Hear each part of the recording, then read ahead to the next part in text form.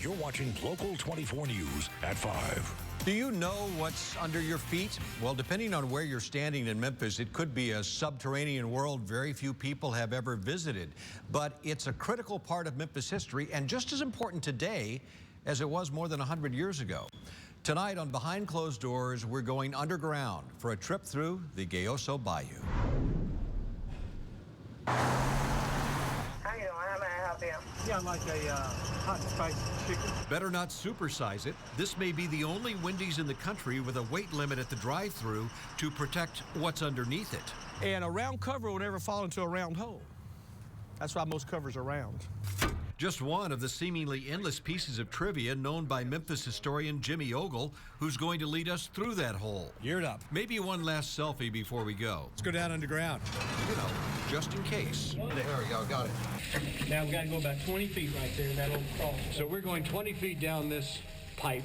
Okay, Jimmy, you are the official tour guide. I think this is the best way to go, like this. Just kind of crab crawl like this. Into the abyss, the sound of running water is not exactly the first thing you want to hear.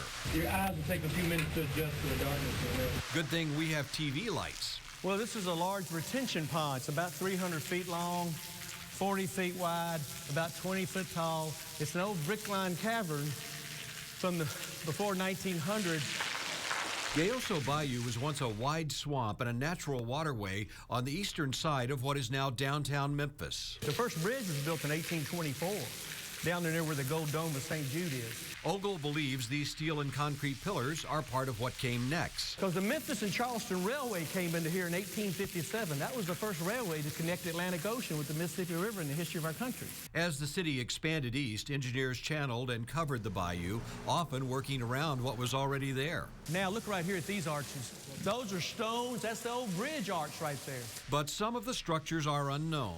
And you can see where there were some former supports and windows. I mean, maybe they built this wall up and you could see through. I don't understand what all this is. Weep holes or something, maybe?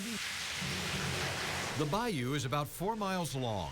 You go underneath the right field of AutoZone Park. You go underneath Handy Park, Silkies, Weston, and then Gibson. Most of it is concrete tunnels, the grayness broken only by the occasional stalagmite of what appears to be primordial ooze. Ooh, I don't know. I think it's a bunch of fluids and oils off the street surfaces, you know, oils from leaks out of cars, people hosing off asphalt parking lots or driveways, you know, at a gas station or something.